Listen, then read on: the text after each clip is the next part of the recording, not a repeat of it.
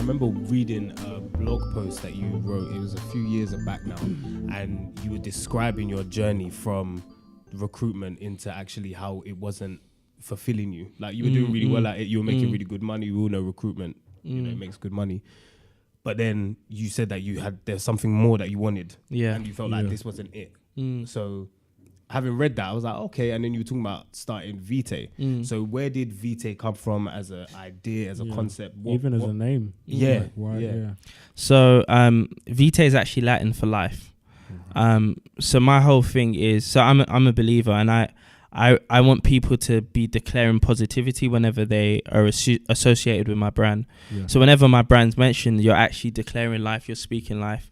And also our whole mantra from the get-go has been to be the fashion brand changing lives. So with each watch we sell, we actually help support a child through education in South Africa.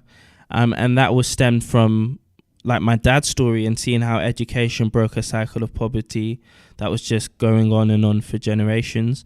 And also my wife had been away to South Africa to the charity we support a few years back. And we just saw that how a bit of money to us, 30, 40 quid, could literally see a kid through school for a year. So we were sending money every month to provide uniform to see children through school. And then me with my business brain, I thought, how can I scale up the efforts we're doing there? And how can I like reach a mass market with it? And I've always loved watches, so I combined my passion for fashion with my passion for compassion, and Vitae was kind of birthed out of that. Yeah. Do you know what's funny? Yeah, my old pastor used to say that your time is your life. I like matting. So yeah, do you get it? mad. It's a bad thing, bro. Life on your wrist. Trust me. And so, okay, so you've got the concept, you've got the idea, you've got the charity you're going to partner with. Yeah. How did you go about starting to make the watch and designing it and everything? Yeah, so my design background's a bit weird. So I was studying GCSE art. About halfway through the course, I realized I couldn't draw.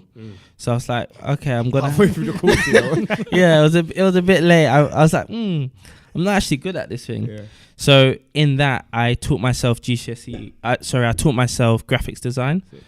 And through that process of learning graphics design, ever since I was like 16, I know how to manipulate things on computers and create images. So the initial design was just, I looked at some old fashion brands that I really loved that were super high end, so weren't attainable for a lot of people from my background.